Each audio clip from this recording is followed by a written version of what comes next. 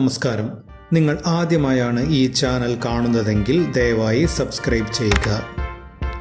കൂടാതെ നമുക്ക് ഇന്നത്തെ വീഡിയോയിലേക്ക് പോകാം. എല്ലാവർക്കും പുതിയ വീഡിയോയിലേക്ക് സ്വാഗതം.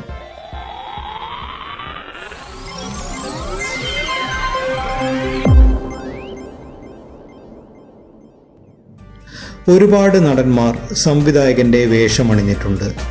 ഇന്ന് നമ്മൾ സംസാരിക്കാൻ പോകുന്നത് പി ശ്രീകുമാറിനെ പറ്റിയാണ്.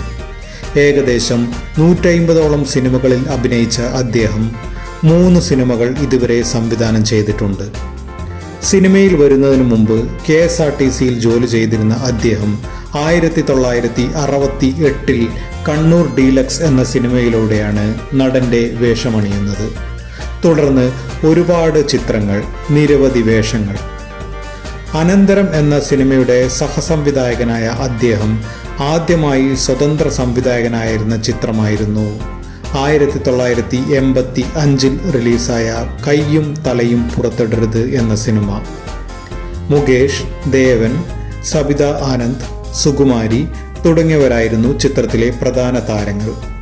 KPSCയുടെ പ്രധാന നാടകമായിരുന്നു ചിത്രത്തിൻ്റെ പ്രമേയം. തോപ്പിൽ ബാസിയായിരുന്നു ചിത്രത്തിൻ്റെ രചന. തുടർന്ന് 1989 അസ്ഥികൾ പൂക്കുന്നു എന്ന ചിത്രം അദ്ദേഹം സംവിധാനം ചെയ്തു. മുരളി, ചിത്ര തുടങ്ങിയവർ അഭിനയിച്ച ചിത്രത്തിൻ്റെ രചന നടൻ നരേന്ദ്രപ്രസാദും ശ്രീകുമാർ കൂടിയാണ് നിർവഹിച്ചത്. ഒരു തൊഴിലാളിയുടെ കൊലപാതകവും തുടർന്നുള്ള സംഭവങ്ങളുമാണ് ചിത്രത്തിൻ്റെ പ്രമേയം.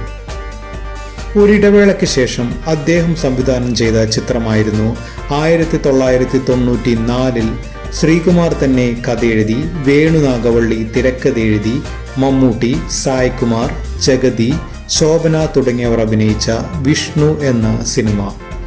ബോക്സ് ഓഫീസിൽ മികച്ച പ്രകടനം കാഴ്ചവെക്കാൻ പറ്റിയില്ലെങ്കിലും ചിത്രത്തിൻ്റെ ഗാനങ്ങൾ ഹിറ്റായിരുന്നു.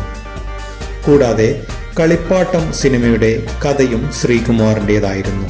ഈ വീഡിയോ ഇഷ്ടമായെങ്കിൽ ലൈക്ക് ചെയ്യുക, ഷെയർ ചെയ്യുക. കൂടാതെ നിങ്ങളുടെ അഭിപ്രായങ്ങൾ ദയവായി കമൻറ്റ് ചെയ്യുക. നന്ദി, നമസ്കാരം.